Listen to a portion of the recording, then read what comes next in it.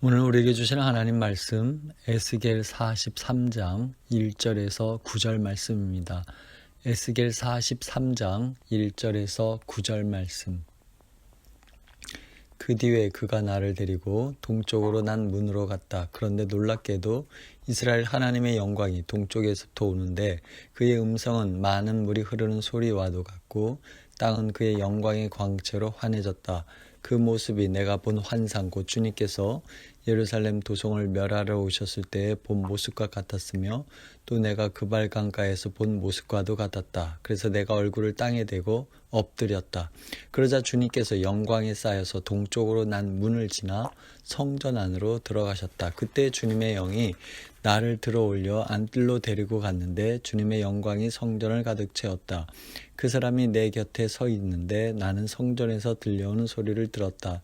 나는 말하는 소리를 들었다. 사람아, 이곳은 내 보좌가 있는 곳, 내가 발을 딛는 곳, 내가 여기 이스라엘 자손과 더불어 영원히 살 곳이다. 그래서 이스라엘 자손이 내 거룩한 이름을 다시는 더럽히지 못할 것이다. 백성이나 왕들이 음란을 피우거나 죽은 왕들의 시체를 근처에 묻어서 내 거룩한 이름을 더럽히는 일이 다시는 없을 것이다.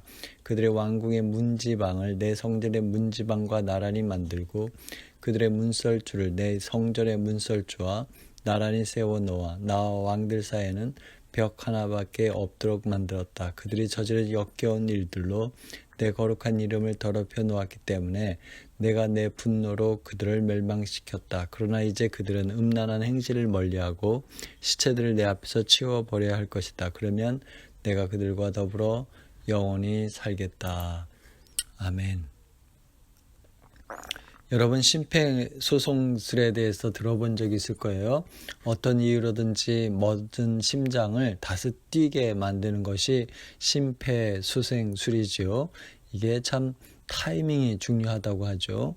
우리 가운데 심폐소생술을 받고 되살아난 경험을 가진 분들은 없지만 그러나 우리 모두는 사실 이와 비슷한 경험을 해보았을 것입니다.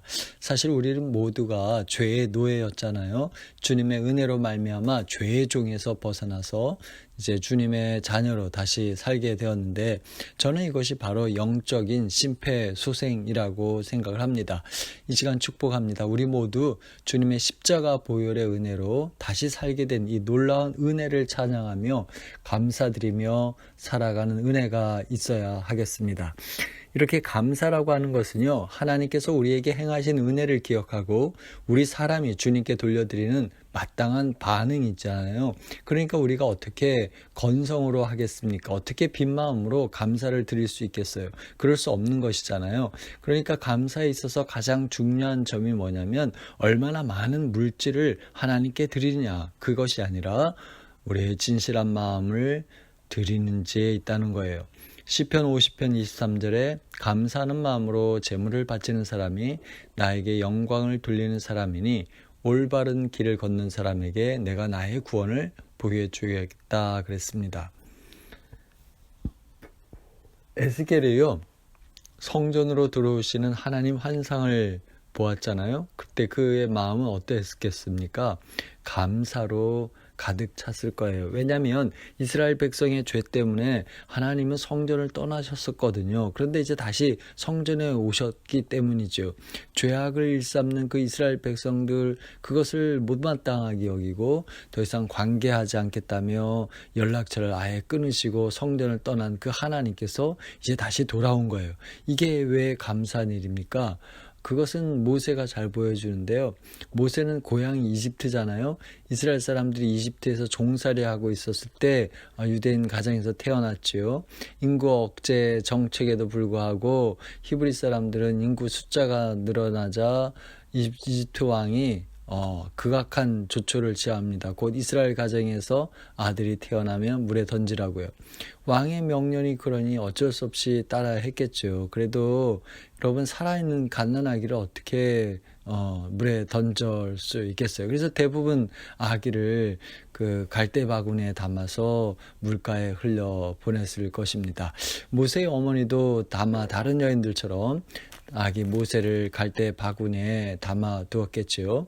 그때 마침 거기 목욕하러 왔던 그 이집트 공자의 눈에 갈대 상대가 띄었고, 그렇게 해서 모세가 죽음에서 건짐을 받고 공주의 양아들이 된 것이죠.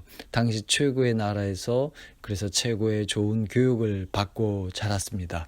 그런데 그렇게 어른이 되었던 모세가요, 자기 동족이 이집트 병사에게 고통당하는 걸 목격하잖아요. 그리고는 그 병사를 쳐 죽이고 모르속에 파묻었습니다. 모세는 아마 이렇게 생각했을 거예요.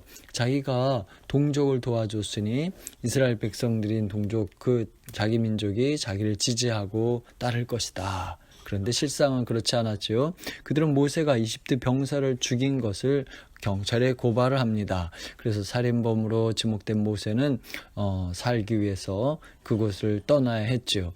화려했던 그 이집트 왕자 생활을 마감하고 이제 광야로 들어가서 거기서 이제 양치는 목자로 살았습니다. 여러분, 그 인생이 얼마나 힘들었겠어요. 우리가 작은 집에 살다가 큰 집으로 이사 가는 거 정말 행복하잖아요. 작은 차 타다가 큰 차 타면 아주 넓고 좋잖아요.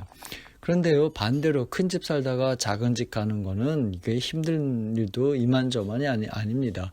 그러니 이런 모세에게 무슨 희망이 있겠어요? 그런데 말이죠. 은혜 중에 은혜는 이렇게 아무런 그 내일에 대한 소망 없이 살아가는 그 모세에게 하나님께서 친히 찾아오셨다는 거예요. 주님이 모세가 있는 삶의 자리에 임하셔서 이렇게 말씀하시죠. 야, 너가 선 곳은 거룩한 곳이니 신발을 벗으라고요. 그렇습니다. 거룩한 주님이 오셨기 때문에 그곳은 어떤 장소든지 거룩으로 채워지는 것이죠. 우리가 거룩해서 거룩해지는 것이 아니라요, 거룩한 주님이 우리에게 찾아오셨기 때문에 거룩해지는 거라는 말이죠.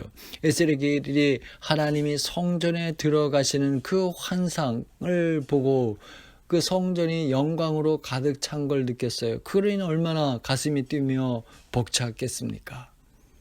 에스겔이 이런 이유가 뭐예요? 그것은 이스라엘 백성들이 자기들의 지은 죄 때문에 바벨론에서 포로로 지내고 있었을 때잖아요. 그래서 아무런 희망도 없고 내일에 대한 소망도 없습니다. 언제 어떻게 고난을 당할지 몰라요. 언제 고향 땅으로 되돌아갈 수 있는지도 몰랐는데요. 하나님은 그 환상을 통해서 하나님이 이제 성전에 다시 오셨다는 그 사실을 알려줌으로써 이스라엘의 회복을 암시해 주신 것이잖아요. 그런데 생각해 보십시오. 정말 이스라엘 백성이 하나님을 몰라서 망했나요? 그게 아니잖아요. 그들이 하나님의 말씀을 듣지 않았습니까? 아니죠. 듣긴 들었어요. 그런데 문제는 듣고도 지키지 않았다는 겁니다. 하나님을 이미 알았지만 무시했고요. 말씀을 들었지만 그대로 따르지 않았어요. 자기 좋은 대로 살았기 때문이었어요. 하나님은요, 예언자들을 보내서 주님께 돌이키라고, 그게 사는 길이라고 설교를 귀가 따갑게 그렇게 말했지만 백성들은 자기들의 행실을 돌아보고 하나님께로 돌이킬 기회로 삼지 않았다는 겁니다. 하나님을 섬긴다며 동시에 이방 우상을 섬겼죠. 정치 지도자들은요, 자기의 권력으로 자기 뱃속만 채웠습니다. 가난하고 약한 이들을 탄압했고 하나님을 믿으니 자기들은 만사오키라 여겼어요. 그런 모습을 하나님 보시고 역겹다 그러시며 성전에서 떠나셨잖아요. 그리고 이스라엘 백성을 아예 심판하기로 작정하고 바벨론 나라에 넘겨버렸습니다. 이걸 생각할 때 우리는 이걸 알 수 있어요. 그것은 뭐냐면 앙금 없는 팥빵은 이름뿐이라는 것이죠. 이처럼 하나님 없는 삶은 제 아무리 잘 살고 번영해도 소용이 없다는 거예요. 하나님 없는 교회도 마찬가지고요. 하나님 없는 인생도 마찬가지라는 겁니다. 제 아무리 부자라면 뭐 하겠어요. 주님과 상관없다면 마침 포도나무 잎이 그 가지에서 떨어진 것과 같지 않겠어요? 우리가 어떤 자리나 상황에 처하든 주님과 함께하는 그것이 중요하고 필요한 것이죠. 이걸 알았던 다윗은 시편 23편 1절에서 이렇게 고백하잖아요. 주님은 나의 목자시니 나에게 부족함이 없어라라고요. 그렇습니다. 하나님께서 우리와 함께 해주신 그것이 우리에게 복이죠. 복 중에 복은요, 주님이 우리에게 찾아오신다는 거죠. 성전을 떠났던 하나님이 이제 다시 돌아온다는 겁니다. 이것이 은혜요, 복이잖아요. 이런 복을 받는 이유가 이스라엘이 뭘 하나님께 해서가 아니라는 거예요. 이것은 순전히 하나님 스스로 결정하신 것이지요. 죄악 때문에 더럽혀졌던 당신의 이름을 위해서 하는 겁니다. 이 점은요, 우리도 똑같잖아요. 죄 지은 우리들이 지금 이렇게 하나님의 은혜 안에 사는 이유가 따져보면 내가 잘해서가 아니라 하나님께 나는 신실하지 못했지만 그러나 변함없이 신실하신 그 하나님 때문이잖아요. 하나님께 약속을 어긴 때가 많지만 주님은 언제나 약속을 지키시죠. 나는 내 필요에 따라 하나님을 모른 채 하곤 했는데 그러나 주님은 결코 나를 모른 채 하거나 떠난 적이 없다는 것입니다. 여러분, 하나님께서 왜 이러시는 걸까요? 그것은요, 하나님은 우리가 연약한 존재라는 것을 아셨기 때문이죠.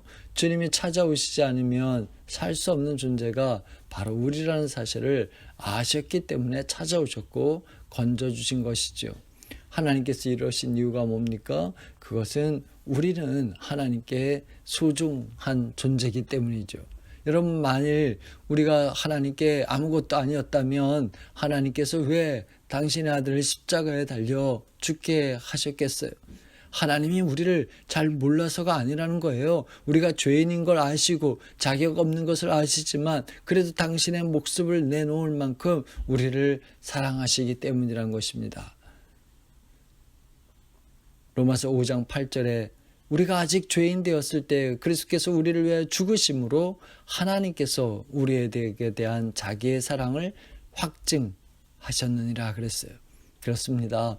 죄 때문에 하나님과 이제 끊어진 삶을 살아가는 우리를 하나님 불쌍히 여기시고 우리 대신 십자가에서 속죄 제물이 되게 하신 것이죠. 우리는 도저히 죄값 갚을 수 없었지만 주님이 우리 대신 그 값을 치르신 거예요.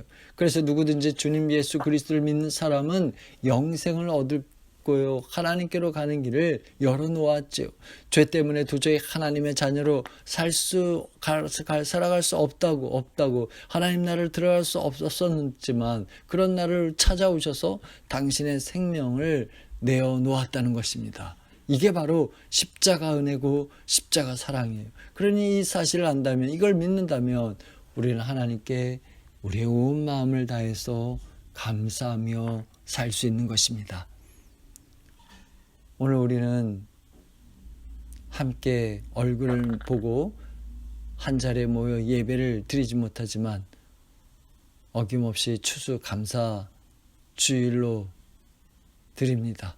지금까지 생명을 주시고 살아갈 터전과 일용할 양식 주심을 기억하고 감사드리는 주일이 바로 오늘인데요. 그동안 베풀어 주신 은혜에 감사해서 정성으로 우리가 헌금도 드리고 예물도 드립니다. 또 주님 사랑에 대한 우리의 마땅한 반응이죠. 그 모든 것들은 그러기에 하나님의 은혜와 사랑을 아는 우리는 더 이상 죄에 이끌려 살아갈 수 없는 것이죠. 왜냐하면 보잘것없는 나를 찾아와서 나를 당신의 거처로, 당신의 집으로 삼아주시고 나를 위해 십자가에 올라가 주셨기 때문이죠. 그 은혜와 사랑 안에 계속해서 살아가는 그런 사람이 바로 우리가 되길 원합니다. 여러분, 우리가 그러려면 어떻게 해야겠어요? 그것은 우리의 몸과 마음을 거룩한 상태로 돌보는 일에서 시작된다고 여겨집니다. 가끔씩 청소기를 돌리면 아이들이 누가 오냐 물어요. 일주일에 한 번은 청소를 하는데 손님 오기 전에 한 번 더 합니다. 그런 이유는 깨끗한 상태로 우리 집에 오는 손님을 맞이하고 축복하기 위해서죠. 맛있는 음식을 정성을 다해서 준비하는 이유도 마찬가지예요. 우리 집에 오신 그 손님을 최상으로 모시기 위해서죠. 그렇다면 주님이 우리 집에 오시는데요, 우리가 어떻게 해야겠어요? 주님이 우리 몸을 성전 삼아서 오시려는데 우리 집에 우리 몸에 머무시려고 하는데 어떻게 우리가 청소하는 것을 싫어하며 좋은 음식으로 대접하는 것을 마다하겠습니까? 그렇지 않잖아요. 청소하고 대접하길 기뻐하는 것이 당연하죠.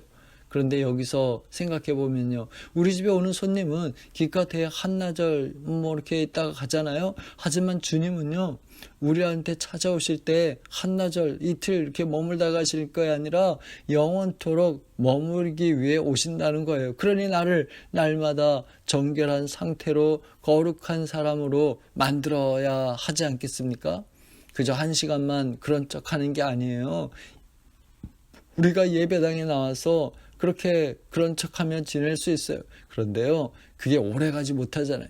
왜냐하면 거룩하지 않다는 걸 나도 알고요, 다른 사람도 알아차린다는 거예요. 무엇보다 하나님 다 보고 아시기 때문이잖아요. 그러니 그런 척하며 있는 척, 믿음 있는 척, 좋은 척 그렇게 할 게 아니라 진짜 그래야 한다는 것이죠. 진짜 거룩해야 하고 진짜 정결해야 합니다. 누가 본다고 그렇게 거룩하게 사는 게 아니라 보지 않고도 그렇게 살아야 한다는 말이죠. 우리가 그렇게 해야 할 이유는요, 우리가 어떻게 하느냐에 따라 주님께서 우리 안에 머무시는 시간이 오래 지속될 수 있기 때문입니다. 주님은 영원히 우리와 함께 하길 원하시죠.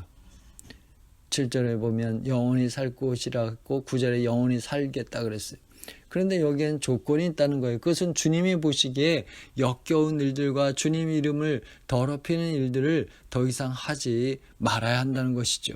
하나님이 싫어하는 일들을 하면서도 주님이 내 안에 머무시고 축복해 주시길 바란다는 것은요, 이거는 말도 안 되는 일이에요. 합당하지 않습니다. 여러분, 주님이 우리 삶에서 멀어진 것 같이 느끼세요? 그 이유는 하나님이 우리에게 찾아오시지 않은 게 아니라요, 주님이 찾아오셨지만 우리가 거룩한 삶을 살지 않는 그 바람 때문에 하나님께서 머물고 싶으셔도 도저히 머물 수 없게 만들었기 때문이라는 것입니다. 우리가 드리는 주일 예배, 또 우리가 있는 삶의 자리에서 드리는 그 6일의 삶이요, 거룩하신 하나님과 전혀 어울리지 않는다면 여러분, 이게 우리의 문제가 아니겠어요?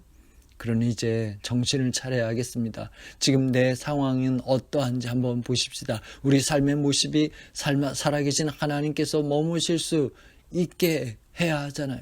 만일 그렇게 안 한다면 그것은 주님의 거룩하신 이름을 더럽히는 일이 되고요, 주님 보시기에 역겨워하시는 일이 되는 것입니다. 그러니 우리를 찾아오신 주님이 우리와 영원히 함께 머물며 계시길 원한다면, 그래서 날마다 주님 보심의 축복을 누리고 감사하면서 살아가려면 날마다 내 삶에서 더러움을 몰아내야 하고요, 날마다 거룩한 행실과 경건한 삶을 살아가야 할 것입니다. 이런 은혜가 오늘 저와 여러분에게 있기를 주님 이름으로 축복합니다. 이 시점에서요, 오늘 우리가 행해야 될 그런 거룩한 행실, 또 경건한 삶이 구체적으로 무엇인지 한번 생각해 보십시다. 그것은요, 날마다 주님의 말씀을 내 삶에 필요한 일용한 양식으로 먹고 마시는 거예요. 주님의 말씀을 읽고 그 말씀을 묵상하는 것입니다. 말씀에 나를 비추어서 내 속에 있는 더러움을 보고 회개하는 것입니다. 그리고 다시는 똑같은 죄를 반복해서 짓지 않는 것이죠. 날마다 우리에게 다가오는 죄와 맞서 싸우는 것입니다. 생각해 보세요. 믿지 않는 사람이 하나님의 말씀을 읽나요? 아니죠. 물론 읽을 수도 있겠습니다만 그것을 계속해서 매일매일 평생 그렇게 읽지는 않는다는 겁니다.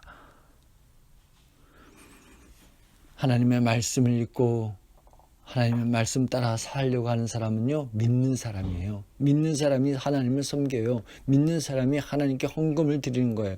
이런 것들은 믿는 사람들에게서만 볼 수 있는 것이죠. 바로 이것이 거룩한 행실이라는 것입니다. 그러니 이제 우리에게 주어진 한 주간을 여러분 이렇게 살아보십시다. 주님이 우리 삶에 찾아오신 것이 정말 대박임을 깨닫고요, 복 중에 복이라는 사실을 깨닫고요, 주님께서 나와 영원히 머무실 수 있도록 우리 행실과 말에서 더러운 죄와 유혹을 몰아내는 그런 거룩한 청소, 거룩한 대청소를 한번 시작해 보십시다. 그리고 절대로 그 거룩한 청소를 멈추지 마십시다. 세상 사람과 확실히 구별되는 그 거룩한 행실인 예배와 말씀 묵상과 기도와 섬김과 감사, 또 칭찬과 축복, 이러한 것들이 우리 몸에 익숙해지도록 한번 힘써 보십시다. 그래서 여러분 삶에 찾아오신 그 주님의 영광을 보며 그 은혜를 노래하고 감사하며 그렇게 살아가는 저와 여러분의 한 주간 앞으로의 삶들이 되길 주님 이름으로 축복합니다. 기도합니다. 주님이 저희에게 찾아오신 것이 저희에게 복임을 고백합니다. 주님의 찾아오심이 저희에게 은혜임을 고백합니다.